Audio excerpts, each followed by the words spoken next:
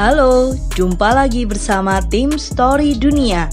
Di video terbaru kami hari ini, setelah beberapa waktu lalu kami membahas drama Korea dengan rating tertinggi yang kami buat hingga 2 bagian, kini saatnya kami mengajak penikmat setia channel ini untuk mengenal tokoh sejarah dunia lainnya. Kali ini, kami akan membahas 7 panglima perang terhebat dalam sejarah. Kelangsungan sebuah kerajaan besar tak hanya ditentukan oleh pemimpin di bawah raja atau kaisar. Masih banyak pion penting yang bertugas menjaga keutuhan sebuah negara dan bila mungkin memperluasnya.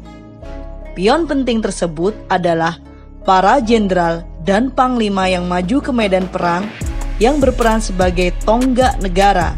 Dari kepemimpinan dan strategi cerdasnya, kerajaan bisa melakukan ekspansi hingga daerah-daerah yang jauh dari pusat kekuasaan pemimpin tertinggi. Oleh karena itu, izinkan kami channel tim Story Dunia untuk membahas 7 panglima perang terhebat yang ada di balik kokohnya suatu kerajaan agar dapat menambah wawasan kita dalam tokoh yang berpengaruh di dunia. Namun sebelumnya, selalu kami ingatkan bagi penikmat baru channel kami untuk like, subscribe, dan aktifkan lonceng agar selalu mendapatkan informasi terbaru dari channel kami.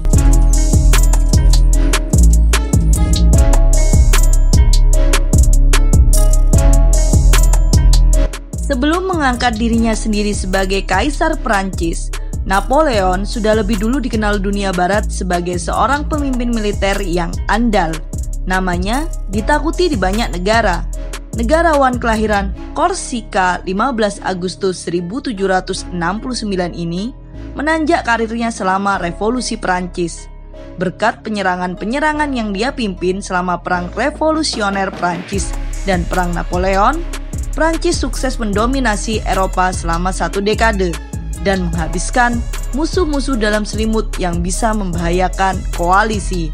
Napoleon dianggap sebagai salah satu panglima terbesar dalam sejarah di mana riwayat penaklukan dan strategi perangnya dipelajari di sekolah-sekolah di seluruh dunia termasuk Indonesia. Napoleon diingat sebagai seorang pria bertubuh kecil dengan ambisi besar. Karismanya membuat orang-orang yang pernah bertatap muka dengannya heran karena fisiknya sama sekali tak sesuai dengan reputasi yang menakutkan.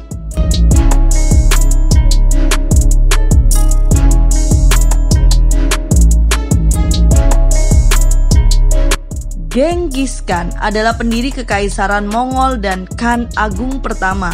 Bagi sebagian besar warga Mongolia, dialah pendiri negara tersebut. Pria yang lahir dengan nama Temujin ini berkuasa setelah menyatukan suku-suku nomaden di timur laut Asia lewat serangkaian pertempuran. Setelah diangkat menjadi Genghis Khan, dia menjalankan serangkaian invasi dan menaklukkan sebagian besar Eurasia. Di akhir hayatnya, Kekaisaran Mongol telah menduduki titik penting di Asia Tengah dan Cina pula. Genghis Khan dan para prajuritnya ditakuti karena kerap melakukan pembantaian besar-besaran terhadap warga sipil daerah taklukan mereka. Bahkan, wanita dan anak-anak pun tak lolos dari pembunuhan. Walaupun begitu, Genghis Khan juga dianggap berjasa karena telah mengamankan jalur sutra, sehingga tercipta komunikasi perdagangan bagus antara Asia Timur Laut, Asia, dan Eropa. Dia menetapkan aksara Uighur sebagai sistem penulisan yang berlaku, mempraktikkan meritokrasi dan mendorong toleransi beragama di negara tersebut.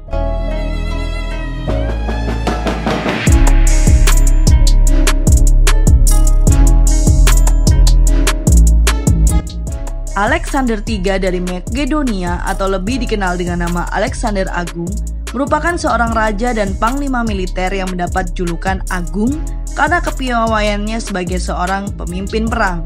Alexander tak pernah kalah dalam pertempuran, bahkan ketika jumlah pasukan yang dimilikinya kalah jumlah. Semua itu karena taktik cerdas, strategi berani, dan didukung kesetiaan para prajurit. Alexander meninggal di usia muda yaitu 32 tahun.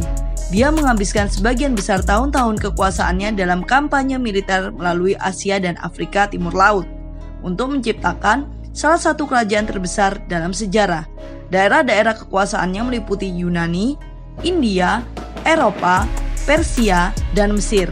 Salah satu komandan militer terhebat dalam sejarah ini dikenal memiliki hubungan dekat dengan Hephaestion yang dianggap sebagai sahabat, jenderal, dan ajudan. Menurut beberapa sumber, kematian Hephaestion membuat begitu depresi.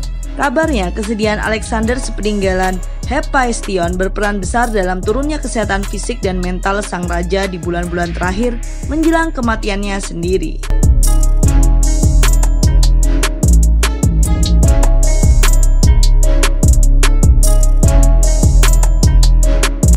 Tarik dikenal sebagai penakluk Spanyol yang diakui sebagai salah satu panglima militer muslim terbesar sepanjang masa. Walaupun begitu, tak banyak informasi mengenai asal-usul dan kebangsaannya yang bisa digali. Ada yang menyebut dirinya sebagai orang Persia, anggota klan Sadif, Berber dari Aljazair, atau bahkan budak dari seorang emir di Afrika Utara. Hampir semua informasi yang berkaitan dengan Tarik berasal dari tahun 711 ketika dia melancarkan invasi ke Spanyol. Walaupun kalah jumlah, pasukannya mendapat kemenangan gemilang di pertempuran Guadalete yang membuat Raja Rodrik dari Spanyol terbunuh. Tarik membagi pasukannya menjadi 4 divisi saat mereka mengejar musuh yang kalah di Toledo. Mereka segera menaklukkan Cordova, Granada, Toledo, dan Guadalajara. Bersama Musa bin Nusayr, dia menaklukkan sekitar 2/3 semenanjung Iberia yang meliputi Saragossa, Barcelona, dan Portugal. Tentara Muslim bahkan pergi ke Prancis dan menaklukkan Lyons. Itulah awal pemerintahan Muslim di Spanyol sampai 1492.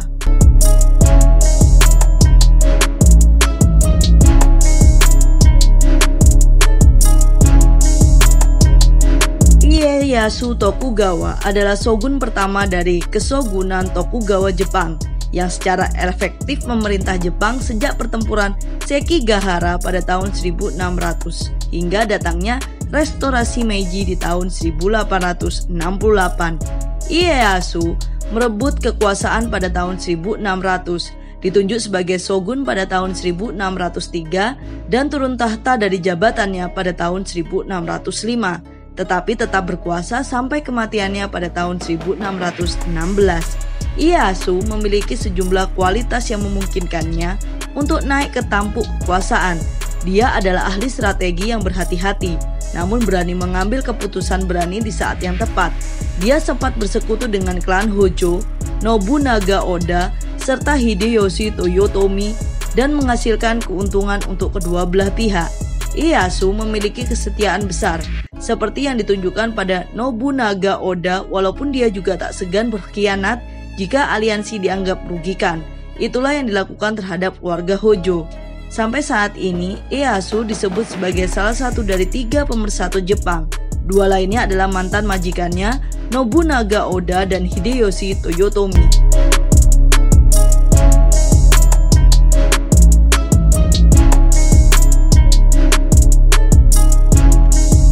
Laksamana Yi Sun-shin adalah pemimpin angkatan laut Korea dalam perang Im Jin dan berhasil meraih kemenangan dalam 23 pertempuran dengan taktik dan strategi militer.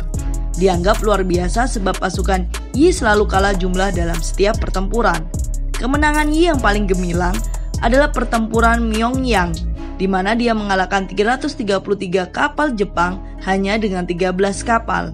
Hasil akhir adalah 123 kapal cacat dan atau hancur, dan 18.000 tentara Jepang tewas. Sementara armada Yi kehilangan kapal dan hanya kehilangan paling banyak 36 tentara.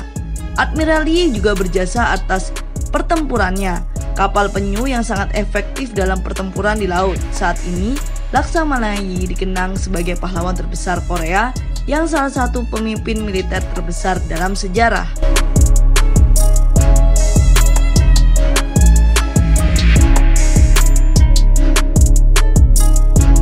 Mahampati Gajah Mada dikenal sebagai seorang jenderal dan panglima perang andal dari Nusantara. Dia melaksanakan politik penyatuan Nusantara selama bertugas sebagai Patih Majapahit. Berkat kegigihannya, negara-negara di luar wilayah Majapahit berhasil ditaklukkan, antara lain Gurun di Lombok, Seram Tanjung Pura Kalimantan, Haru Sumatera Utara, Pahang Malaya, Dompo Bali, Sunda, Palembang, Sriwijaya, dan Tumasik, Singapura. Menurut negara Kartagama, nama-nama negara yang disebutkan bahkan jauh lebih banyak lagi. Bersama Laksamana Nala yang mengomandani pertempuran di laut, Gajah Mada memulai kampanye invasi ke Swarna Bumi atau Sumatera, Bintan, Tumasik, sekarang Singapura, dan Semenanjung Malaya. Bersama Arya Damar, dia menaklukkan Bedah Hulu di Bali, Lombok, Kapuas, Katingan, Sampit, Kota Lingga, Tanjung Lingga, Kota Wringin, Sambas, Lawai, Kendawang, Landak, Samadang, Tirem, Sedu, Brunei, Kalka, Saludung, Sulu, Pasir Barito, Sawaku, Tabalung, Tanjung Kutai, dan Malano. Di bawah pemerintah Hayam Wuruk, Gajah Mada terus melakukan penaklukan ke wilayah timur sampai tahun 1357. Namun peristiwa Perang Bubat yang membuat diplomasi Hayam Wuruk terhadap kerajaan Sunda gagal telah mencoreng nama Gajah Mada. Baiklah, itu adalah daftar 7 panglima perang yang terhebat dalam sejarah. Semoga video kami selalu memberikan hiburan positif yang informatif. Nantikan video terbaru kami lainnya di channel Tim Story Dunia.